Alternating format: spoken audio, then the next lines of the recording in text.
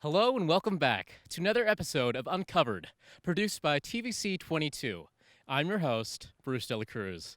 Today we're speaking to Shaun Kehoe, a local personal trainer based here in Clarence-Rockland, and how he is trying to get a fundraiser up and running here in the city. Shaun has also had a long and difficult medical journey throughout his life, and we'll be asking him how he has used those experiences to not only become a better person, but also a better coach.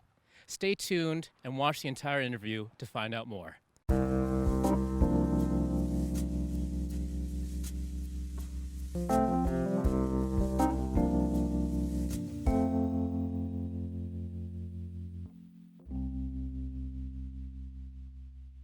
How are you, Shaun? I'm very good today, thank you. Perfect. Shaun, I understand that you're trying to get a fundraiser going here in Clarence-Rockland. Can you tell us a little bit about that? So I moved here from Ottawa at the beginning of last year, and I'm very community oriented. And because of COVID and everything, I didn't really get much of a chance to do the things that I had planned to do. So I went on one of the Facebook community pages, and I just asked for some people to suggest some places that they would like to have fundraisers done through. And how is the fundraiser going to work? So I have 1.5 million ideas, but I'm going to do something. If you look back here, you see a weightlifting platform, and I'm going to have a couple of my weightlifting buddies out here. And for every kilo we lift, we'll donate X amount of dollars to a certain cause. Perfect. You know, there's lots of good charities around here in Clarence-Rockland. Do you have an idea of who you want to give the money to yet? Well, we're going to do a number of them. So just off the top of my head, we're going to try and help out the food bank. That's one of the spots we're looking at right now, because it was actually shut down during COVID. Right. And that's never a good thing. You know, some people can go their whole lives without feeling the need to give back to their community. And you've only been here for, a year, I think? And so what kind of drove you to want to contribute to your community? It's one of my principles in life. I've been through a very difficult journey in my life. And then you can give a little credit to Arnold Schwarzenegger, his 6 rules of success. And one of the rules is give back to the community. And it's something I've lived by my whole life. Perfect. Yeah. Why don't you give us a couple more examples, if you want? Yeah, if you can. Examples of just taking that mentality from Arnold Schwarzenegger, just giving back to your community. I've done a whole bunch of things. About 10 years ago, I won $14,000 on a football, one of those pro line picks things. The first thing I did when I got the money is I donated $2,000 to the food bank around the corner. Perfect. That's where my head went right away. Everybody else would be thinking, oh, Rolex and New Jersey. No, I'm like, I'm going to the food bank. That was my first thought right away. That's amazing. Yeah, for sure. Moving forward, so you're a personal trainer. Can you tell me exactly how you got your start in that? I have been wanting to be a personal trainer since I was a kid. It wasn't quite the industry that it is now back when I was a kid, but it's just always been, lifting's been my passion forever. I've been training. Back when other kids were playing Nintendo, I'd be in my basement lifting barbells and dumbbells, and every Christmas it was a new ab roller and stuff like that, and it's just been my passion my whole life. Perfect, yeah. And so, can you tell us how you got into it professionally as well? So I went through a really shaky part in life. In my 20s, I was diagnosed with epilepsy, had a whole bunch of brain surgeries. Life sort of went on hold for a bit. And I got myself a 9-to-5 job, got myself back on my own 2 feet, and then a couple of years into it, I'm like, wait a minute. I've survived all these brain surgeries. I've got one life to live. I'm going after what I want. And I went and got my personal training through CanFit Pro. Perfect.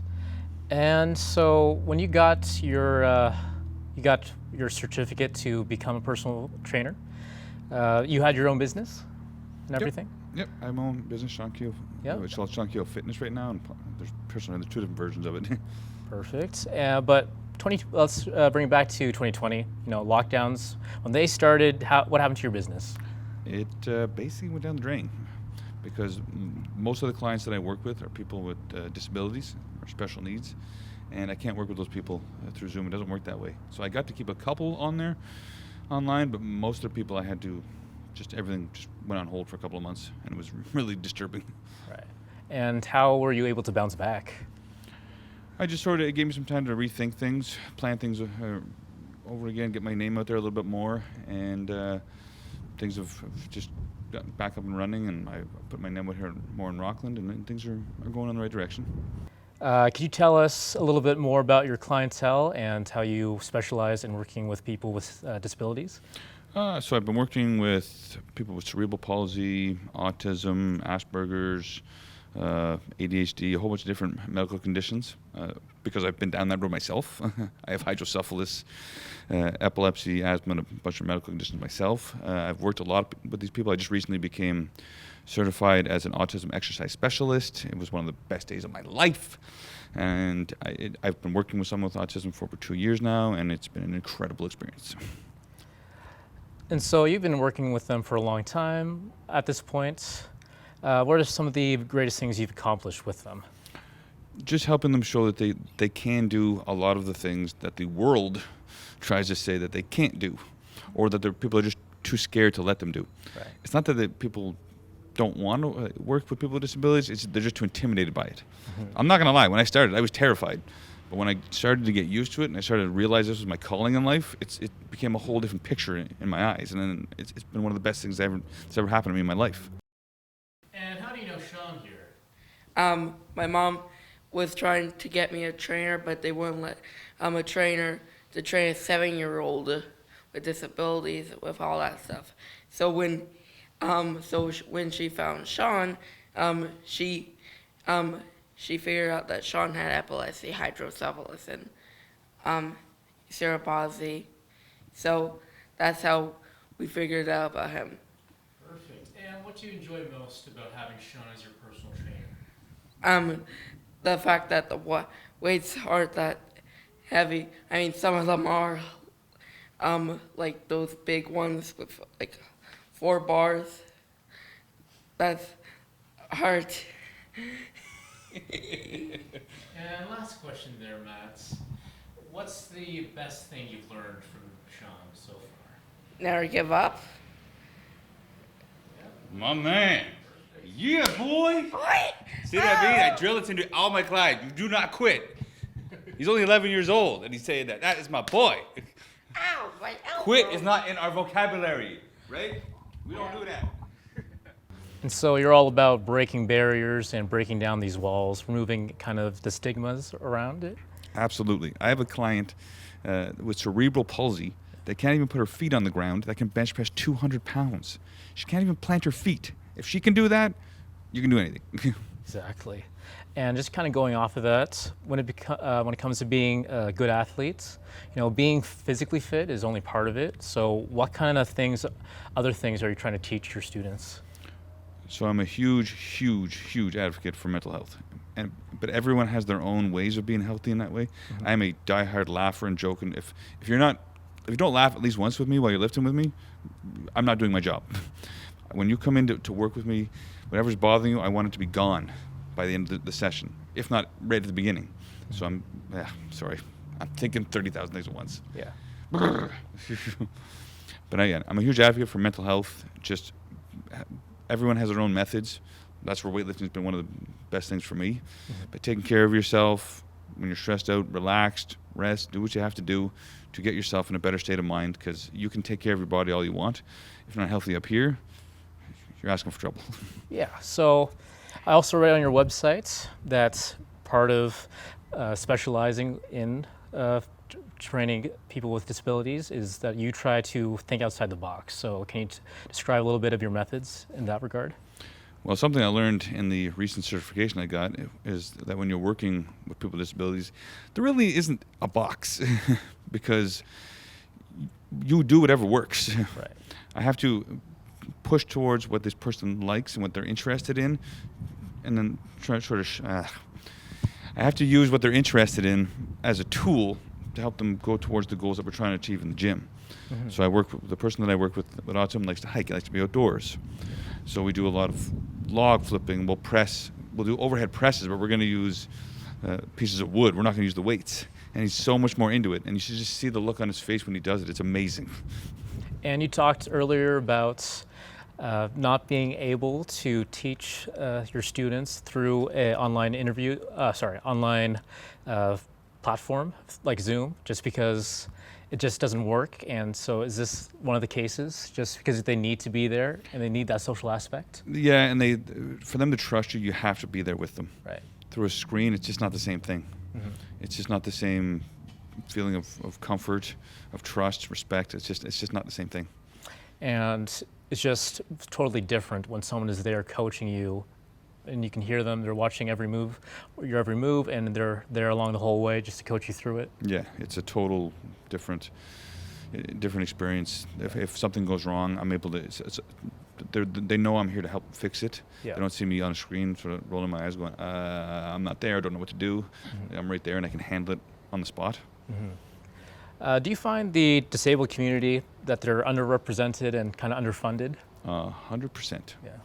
Especially when it comes to exercise. There are tons of studies that are coming out right now showing how much exercise can help people with disabilities, because a lot of people that are with disabilities are not working, they're at home a lot, even before COVID started, and exercise can be the best therapy on this earth they can do, but there's not enough proof to back it up, and there's not enough advocating for it and funding for people to do this. If I could do my job for free, I would do it, but I do have a family I have to support. Mm-hmm. Yeah, so I understand that you were also a teacher at a high school before, and you did the physical education there. So I wasn't a teacher. I worked, it was just a short-term contract where I worked with the special needs class, and I got to work with them in the gym. It was amazing. 15 kids at once. Yep. They all had different disabilities. It was one of the most incredible experiences of my life. Can you describe just a little bit how not only their physical life got better, but just their social life and... Especially their willingness and wantingness to exercise was the best part, because at my first day there, as soon as the bell rang, they were gone. They wanted nothing to do with me. The last session I had there, the bell rang, and they all just sort of walked towards me, and I went, "Do you have to go? Why are you leaving? Can I come to your gym?" And it was one of the most refreshing and amazing feelings of my life. I'm trying to hold myself together. I'm sitting there like wiping my eyes, trying not to cry in front of the kids, but it was incredible. Perfect. Yeah. Just going back a little bit, you did mention you had 9 brain surgeries. You have epilepsy. Just kind of tell us how your medical hardships, how they shaped you into who you are today. Well, this all started when I was a baby, when I was 6 months old. I had 3 brain surgeries, and I had another one when I was 13, and a whole bunch more when I was older. And they just helped me appreciate life a lot better. Mm-hmm. Not let the little things bother me. Because I've got one life to live, these goals in life that we all go, maybe next week. No, you've got one chance at this. You've got one shot. Take it. And I understand that a little bit more, because I've come this close to losing my life so many times that I understand this is my chance. Don't waste it. And these are things that you kind of try to pass on to all your students? Absolutely. Yeah. It's not the easiest thing in the world to teach someone, but it's my biggest message in life. If you have a goal in life, go for it, and don't wait, and don't waste this one life we have. Perfect. And, most people, they might quit after going through a fraction of what you've been through. What drives you to keep going, Shaun? There was something in life that just sort of told me, wait a minute, Shaun, you've gotten through thousands of seizures, you've survived these brain surgeries, you almost quit a whole bunch of times. If you've gotten through all of that, why stop now? If all these things couldn't stop you, what the heck is going to stop me now? Mm-hmm. Maybe the business had to slow down because of COVID. Maybe things aren't exactly where I wanted to be because I moved out here. Doesn't matter. If I got through all this other stuff, I'll get this to where I want to be. Exactly. Professional athletes nowadays, they're kind of the definition of success. People look up to them. They're being idolized. What's your personal opinion on success? Definition, sorry. Well, my definition of success is that it's you reach your goals. Don't listen to what anybody ever tells you. What makes you happy and what you want to do, that's all that matters. And I'm an advocate for that with my clients. I'm going to help you get there, but you tell me what your goals are, and we're going to do this together. But you tell me what you want to do. This is not about me. This is about you 100%. Perfect, yeah. And so what are some of the goals that you set for when you're teaching your disabled students? It depends on the situation. Yeah.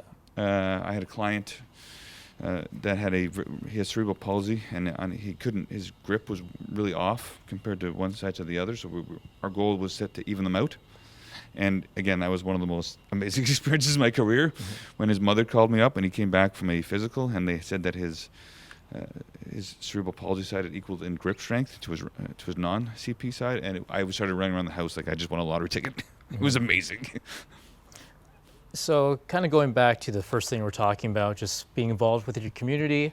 You get involved with your community by doing fundraisers, by being a mentor. What advice do you have for people to get involved? You know, it's just something, the smallest thing they can do. Just anything you can to help. We're all going through a crazy time right now. It doesn't always have to be about money. Just raising awareness, letting other people know that you care, that we all care about each other. Okay, we may be quiet. We might not be the biggest. I must drive people crazy because I walk down the street here and I say hi to everybody. And my girlfriend's son, if I miss one, he will be on me like a hawk. Shaun, you didn't say hi. I'm like, okay, sorry. But we say hi to every single person that walks in through here. And we're diehard advocates for it. It's perfect. Final question, Shaun. So being a personal trainer, setting goals for someone else and seeing them succeed can be very rewarding. But what about your goals? Now that it looks like COVID is going to be over, what's the long-term plan? What's the next step in your journey?